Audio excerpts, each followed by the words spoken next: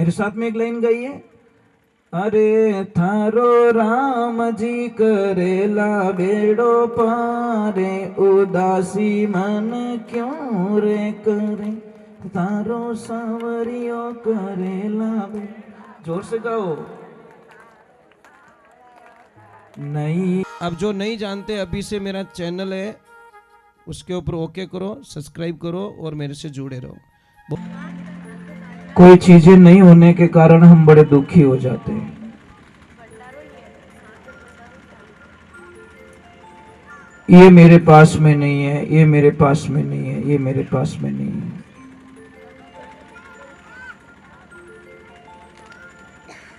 कोई आदमी अगर बीमार है, उसको कैंसर हो गया है, तो क्या उसको कार ला के देंगे तो बीमारी चली जाएगी? क्या उसको अच्छा मकान बना के देंगे तो बीमारी चली जाएगी? नहीं, उसका जो इलाज है, वास्तविक इलाज, वो हमको लेना पड़ेगा। कल हमने भागवत जी को विश्राम दिया था सुदामा जी के प्रसंग में। बताया गया कि सुदामा जी के जो लक्ष्मी जी थे वो बड़े सरल स्वभाव के, कोई मांग नहीं है, कोई डिमांड नहीं है। पतिदेव 5 घर में जाते हैं, पतिदेव 5 घर में जाते हैं, भिक्षा लेके आते, मिल जाए तो ठीक, नहीं मिले तो राधे राधे बस। कितनी संतुष्टि है महाराज। और जब तक आपके जीवन में संतुष्टि नहीं होगी नहीं, तो हमारे को वो लिस्टें सताती रहेगी। कोई नगरी का राजा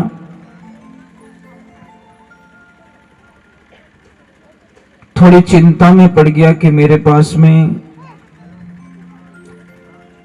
अगर 7 वर्ष तक बारिश ना आए, अनाज पैदा ना हो, कहीं से कर ना मिले, तो 7 वर्ष तक तो भंडार भरा है, कोई दिक्कत नहीं है। परंतु अगर 8वें साल में बारिश नहीं आई तो क्या करूंगा? फिर आ गया ये तो वाला लफड़ा गया नहीं अभी। तो जब तक जिएंगे तब तक नहीं जाएगा, शायद ऐसा लग रहा है। तो घुस गया नहीं है। राजा को इतनी चिंता सताने लगी जिसकी कल्पना नहीं है। राजन घोड़े पे सवार होके जा रहे हैं, और जैसे ही राजा साहब जा रहे हैं तो एक मैया को देखा। उनको पता ये मैया मांग के खाती है, और जब तक उसको मिल जाती ठीक, नहीं मिलता तो भी राम राम। मां को देखा तो मां सो रही है। राजन ने अपने घोड़े को रुकवाया, रथ को रुकवाया, और मां को बोला कि मैया आज मांगने के लिए नहीं जा रहे हो? देखिए उस मैया का उत्तर देखिए कि राजन, मैं आधी रोटी खाती हूं, पीने के लिए 1 बोतल पानी पड़ा है, और खाने के लिए संध्या काल के लिए 1 रोटी पूरी पड़ी है, जिसमें मैं आधी ही खाऊंगी, आधी मैं किसी को दे दूंगी, आधी मैं खा लूंगी। और कल की राम जाने, कल की जाने भगवान, देगा तो खा लेंगे, नहीं तो राधे राधे है ही है।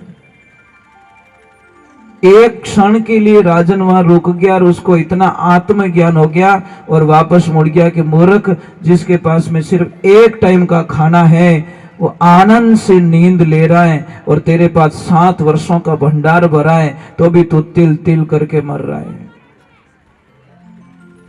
इसीलिए ध्यान रखे, जिंदगी में वो चिंताएं छोड़ दीजिए आप। मारा टाबर रोकाई रही, मारा बिन रोकाई रही, मैं नहीं रहूं तो ओ काम की कर रही, मतलब ये थोड़ा बोझ है हमारे दिमाग में। और जिंदगी को जियो तो ऐसे जियो का आनंद आ जाए। तो सुशीला जी आनंद में कोई दिक्कत नहीं है, परंतु कभी कभी थोड़ा सा फीलिंग हो ही जाता है। एक दिन सुशीला जी ने बोला कि पतिदेव, मेरे पास कोई व्यवस्था है तो मैं व्यवस्था मांगनी नहीं चाहती। एक साड़ी है, मैं आधी धो लेती हूँ, आधी को पहन लेती हूँ, आधी को धो लेती हूँ, आधी को सुखा देती हूँ। परंतु मैंने सुना है कि आपके मित्र हैं द्वारकाधीश, आपके सखा है बालपना का। तो उन्होंने बोला कि हाँ सर ये सही है, ये तो गलत तो नहीं है, तो जाओ उनसे मिलके तो आओ। अब उन्हें सुशीला ने ये नहीं बोला कि पतिदेव कुछ मांग के आना, वो कुछ दे देंगे, बिल्कुल नहीं मांगा। चलो मैं जा रहा हूं, परंतु अभी कुछ तो भेजूं। वहां पे पूछेंगे कि तो मेरी भाभी ने क्या भेजा है, तो मैं, सुदामा जी ने बोला मैं क्या दूंगा वहां पे, मेरे पास कुछ भी नहीं है। कि 2 मिनट रुको। अभी सुदामा जी की जो लक्ष्मी इतनी चतुर है कि 3 घर से भिक्षा लाती है, और तीनों घर की जो 3 मुट्ठी चावल होते हैं ना, उनको अलग अलग बांध के पोटली बना के दे दी, ताकि भगवान देख के समझ सके कि ये एक घर के नहीं, एक जगह के नहीं है, ये कहीं से मांगी हुई चीज है। और आप सबको पता है चावल को संस्कृत शब्द में क्या कहते हैं? क्या कहते हैं? अक्षत। क्या कहते हैं? अक्षत।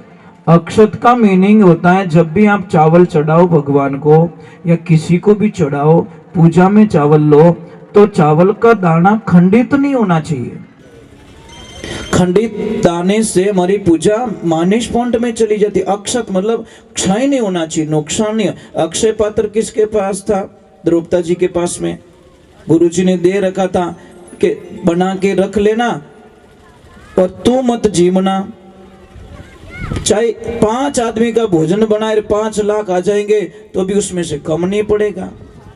परंतु वक्त कैसा होता है, दुर्वासा जी मुनि जाते हैं और बोलते बेटा भोजन प्रसाद बना के रेडी करो, मैं बहुत सारे ऋषियों को लेके आई, मैं थोड़ा स्नान करके आ जाता हूँ। अब द्रौपदी जी के पैरों तले जमीन खिसक गई कि प्रभु आज खाने के लिए कुछ भी नहीं है, घर पे कुछ भी नहीं है। इधर देखा इधर देखा, अभी क्या करे। दुर्वासा मुनि जी का स्वभाव इतना तेज है कि वो डायरेक्टली श्राप देते हैं, आशीर्वाद नहीं। उनका काम मत करो, डायरेक्ट श्राप। अभी द्रौपदी जी ने बोला एक तो हम पहले से प्रॉब्लम में जंगल में पड़े और गुरुजी आए, पता नहीं क्या श्राप देंगे, हमारी तो स्थिति ऐसी बिगड़ी हुई है। तो उन्होंने मन ही मन किसको याद किया? कृष्णा को। हे कृष्णा, अब मैं क्या करूं? तो भगवान आए और बोला कैसे हो कृष्णा, कैसे हो? कि मैं तो ठीक हूं, पर तो मेरी प्रॉब्लम। तो भगवान बोले नहीं, पहले मेरी प्रॉब्लम सुन लो। क्या? कि मैं इतना भूखा हूं कि मुझे भोजन नहीं मिलेगा तब तक मेरी बुद्धि काम नहीं करेगी। अब द्रौपदी जी बोले कि रोवणो तो ऐसा तो है ना, एक तो ऑलरेडी खाना नहीं है, मैं खाने के लिए आपको पूछ रही हूँ और आप पहले ही बोल रहे हो मुझे खाना चाहिए। अरे मेरी बात सुन लो। भगवान बोले नहीं, पहले मेरी सुनो, मुझे भूख लगी, मुझे कुछ दो। तो बोले कृष्ण कुछ भी नहीं है। नहीं कुछ तो होगा। इधर देखा इधर देखा तो वो हांडी पड़ी थी, हांडी में 1 चावल का दाना, और भगवान ने उस चावल के दाने को लिया और खा के ऐसे बोले हाँ बस आनंद आ गया, मुझे तृप्त हो गया मैं। 1 चावल का दाना। अभी द्रौपदी जी बोल रहे मेरी तो सुन लो। नहीं बस मैं जा रहा हूँ, बस मेरा काम हो गया, मैं जा रहा हूँ। यही तो भगवान का विधान है, यही तो मेरे प्रभु का विधान है। अभी वो चले जाते, द्रौपदी जी पीछे बोल भी नहीं पाती। बोले ओ है तो जो 1 दाने वही खाएगा, मतलब ये भी नहीं छोड़ा। अब चले गए। द्रौपदी जी को इतना थोड़ा क्रोध भी आया कि मैंने किस काम भगवान को बुलाए थे। वो है तो जो कि आप काम करें गया। थोड़ी देर बाद में आते हैं गुरुदेव दुर्वासा जी मुनि, और आते ही द्रौपदी जी को बोलते बेटा आनंद कर दिया, सबको तृप्त कर दिया, क्या प्रसाद बनाया तूने, क्या आनंद दिया। राधे राधे। द्रौपदी जी ने बोला मैंने? अरे बेटा आपने तो, मैं यहाँ हाथ में दीजिए। बोला कि आपने तो हमको जिमाया, आपने तो जिमाया। तब पता चल गया कि मेरा काम तो मेरे कृष्ण करके चले गए। विश्वास होना चाहिए, श्रद्धा होनी चाहिए। तो नारद जैसे सुदामा जी निकलते हैं 3 घर का चावल लेके निकलते हैं। अब धीरे धीरे जाते, थक जाते, पता नहीं कितनी दूर है द्वारका, थोड़ी नींद आ जाती, भगवान योग माया से उनके गेट तक पहुंचा देते हैं। और वहां से देखो क्या दृश्य शुरू हो जाता है। जाके गेटमैन जो द्वारपाल होते उनको कहते हैं, कृष्ण मेरे सखा हैं, वो मेरे मित्र हैं। तो कई बोले देखो पैर ने कपड़ों नहीं है ना, और पग फाटोड़ा, कैसे कैसे गंदे गंदे पैर हैं इनके, गंदा गंदा ये आदमी है, कपड़े कितने गंदे हैं, और ये भगवान का मित्र। तो उन्होंने बोला भाई मन लागे था, रॉन्ग नंबर लाग गए, एक तरफ जा, चला जा, हमारे को मत सता। नहीं तो मान ही नहीं रहे, वो मेरा मित्र है, अरे बालपना का मित्र है। तो अब देखो भोला आदमी रो काम भोला आदमी कर सके। एक भोला आदमी, उसके दिमाग में कुछ बात बैठी और वो कुछ काम से जा रहा था। जैसे ही राज दरबार में गया, अकेला बड़बड़ाता जा रहा है कि पता नहीं कौन कौन सुदामा पता नहीं कहां से आया और अपने आप को कृष्ण का मित्र बता रहा है। ये आवाज पड़ गई मेरे प्रभु के कानों में और उसको बोले, ए भोले इधर आ, कि क्या हुआ, अभी तो किसका नाम ले रहा था? अरे प्रभु मैं किसी का नहीं। अरे नहीं तू कुछ बोल रहा था। अरे प्रभु बाहर कोई आया है, सर पे पगड़ी नहीं है, तन पे कोई कपड़ा नहीं है, पैरों में जूते नहीं है, और ऐसी स्थिति है कि आप देख ना पाओ, और नाम बता रहा है श्रीदामा, सुदामा जी नाम बता रहे। महाराज नाम सुनते देर लगी मेरे प्रभु को, नाम सुनते आव देखा न ताव देखा, मुकुट पहना नहीं, पीताम्बर पहना नहीं, कुछ भी नहीं, पैरों में खड़ाऊ नहीं, कुछ भी नहीं, और मेरे भगवान दोनों हाथों को फैलाकर दौड़ के जा रहे हैं। और ऐसे दौड़ के गए, ऐसे दौड़ के गए, ऐसे दौड़ के गए, जाके उनको गले मिला दिया। द्वारपालों ने बोला ये क्या हो रहा है, भगवान को क्या हो गया? जाके गले मिलाया और भगवान लेके जा रहे हैं। अब देखिए मेरे प्रभु की लीला देखिए। कौन कहते भगवान हमसे प्रेम नहीं करते हैं? ये कहने वाले झूठे होते हैं जिनको इनका रस नहीं मिला, जिनको आनंद नहीं मिला। अब भगवान जाते हैं और अपनी राजगद्दी पे, अपने सिंहासन पे सुदामा जी को विराजमान करते हैं। और आप सबने सुना कि अपने आंसुओं से सुदामा जी के पैर धोते हैं, और भगवान पैर धोते और उनका चरणामत लेते हैं। और फिर सुदामा जी बोल रहे कि भगवान यहाँ तो सारी सोने की चीजें बनी हुई है, और मैंने अगर ये पोटली दे दी ना तो हमारी तो बहुत बेकार हल्की लग जाएगी, पोटली नहीं बतानी है बस। अब सुदामा जी क्या करे, ऐसे दबा दी, दबावे जने आदमी थारो खान तो ऊंचो रहे, ऐसे करे तो पड़ जाए ऐसे। अब भगवान बोल रहे सुदामा तेरा शरीर टेढ़ा क्यों है? नहीं वो बोले थोड़ी कुछ प्रॉब्लम है। नहीं प्रॉब्लम है कुछ तो है। बोले नहीं कुछ भी नहीं, मेरी आदत पड़ गई है। भगवान ने बोला ये आदत पड़ी, निकाल दी पोटली। और इतना झूठ बोलते, मेरी भाभी सा ने कुछ तो भेजा मेरे लिए और आप ऐसे कर रहे हो। भगवान की कृपा होती है, एक लेते निवाला, 2 लेते, तीसरी में रुक्मण जी हाथ पकड़ लेते कि प्रभु क्या कर रहे हो, 2 लोग का राज तो गया, अपनी तो थोड़ी बहुत जगह रखो। तो महाराज भगवान ने 4-5 दिन रखे सुदामा जी को, ज्यादा नहीं। और रखने के बाद में उनको जो कपड़े पहनाए थे ने विदा किया। तो अब उन्होंने क्या सोचा कि अब मुझे कुछ न कुछ देंगे। भगवान तो कुछ नहीं दे रहे, बिल्कुल नहीं, पूछ भी नहीं रहे। कहीं कमी रहे तो कहो, कोई चीज की आवश्यकता रहे तो कहो, किन्हें भेजो कहीं करो, कुछ भी नहीं। सुदामा जी जा रहे, वहां तक पहुंचे और बोला 1 मिनट सुदामा जी। तो सुदामा जी को क्या लगा, अब याद आया, अब मुझे कुछ देने कि क्या कि ये जो कपड़े पहने ना ये मेरे हैं, कपड़े तो निकाल दीजिए। बोले ओए नहीं छोड़ियो, एक तो पहना ही आया तब, अब एक कपड़े ही पासा ले लिया। मतलब इन कनो आस करना ही बहुत बड़ो गुनाह है। भगवान की कृपा होती है। फिर आगे जाते और बोलते सबको राम राम कहना, सबको जय श्री कृष्णा कहना और सबको याद करना। अब मन में के याद करी उड़ी है, मारो टाइम ही बिगाड़ियो। मैं बड़ी आस लेके आया कि मुझे कुछ मिलेगा। अब महाराज जैसे ही सुदामा जी अपनी नगरी में पहुंचते तो वहां का दृश्य थोड़ा बदल जाता है। सुदामा जी बोल रहे कि शायद मैं कोई गलत गांव में आ गया, क्या हुआ?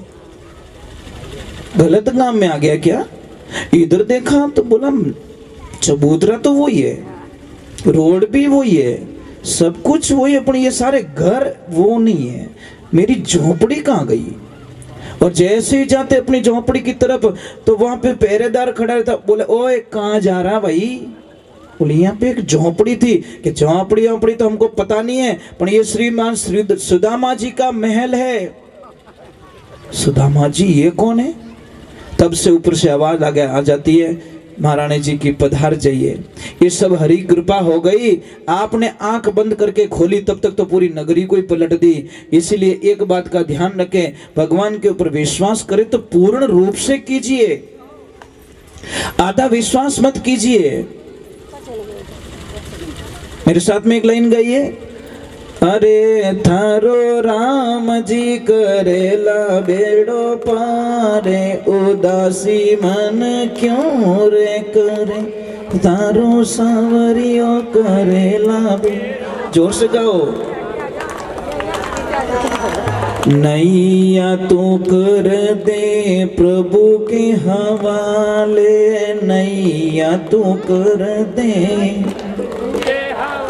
थारो लहर लहर हरि आप रे संभाले, लहर लहर हरि थारो राम जी करेला बेड़ो पारे, उदासी मन क्यों रे करे, थारो सांवरियो। निराश मत होइए, आनंद से रहिए। संगत वैसी होनी चाहिए जो हमारे जीवन को बदल के रख दे।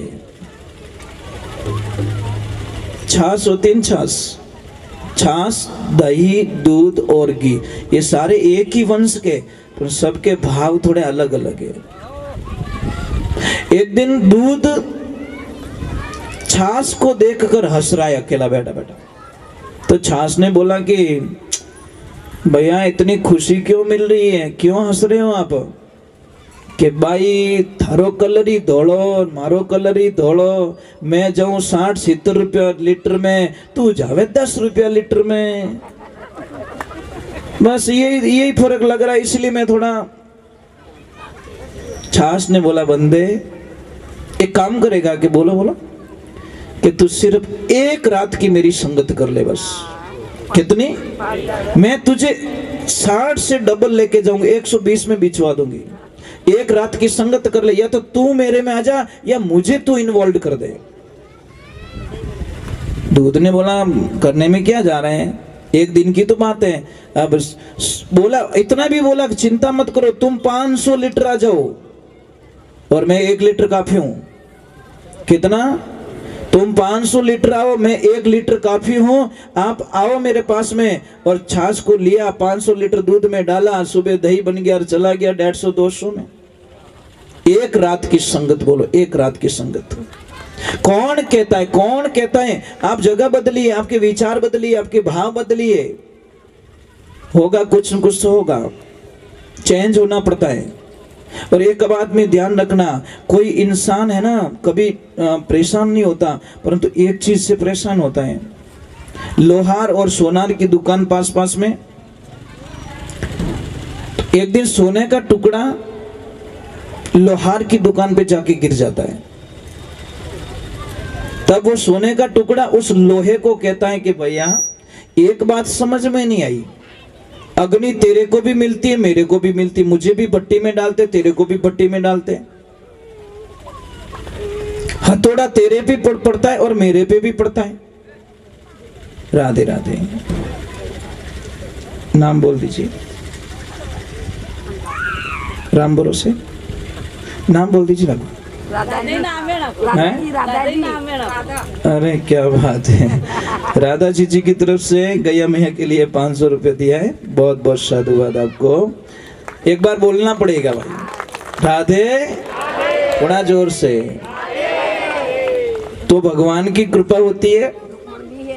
लोहे को पूछा जाता है, किसको? लोहे को, कि हथौड़ा तेरे पे पड़ रहा है, मेरे पे भी पड़ रहा है, भट्टी में तू जाता है, मैं भी भट्टी में जाता हूं, परंतु तू इतनी आवाज क्यों करता है? मतलब मतलब चिल्लाता क्यों? तेरी आवाज बहुत आती है। यहाँ पे सुनने की बात है, ध्यान रखना, बहुत ही गहरी राज की बात है। तब लोहे ने आंखों में आंसू निकाल के क्या बोला कि भैया तेरे पे जो हथौड़ा पड़ता है ना वो तेरे वंश का नहीं है, और मेरे पे जो हथौड़ा पड़ता है ना वो मेरे वंश का है, इसलिए मुझे रोना आता है। एक बात का ध्यान रखना, पब्लिक में कोई आपसे बोले या ना बोले, जब अपने मुंह मोड़ लेते तब आपको बहुत कष्ट होता है महाराज, अपने बहुत कष्ट होता है। तो ये बात का ध्यान रखें। तो थोड़ा राधे राधे। आपको चिंताओं का त्याग करके सुदामा जी के जैसे भगवान की भक्ति में आनंद लेना है और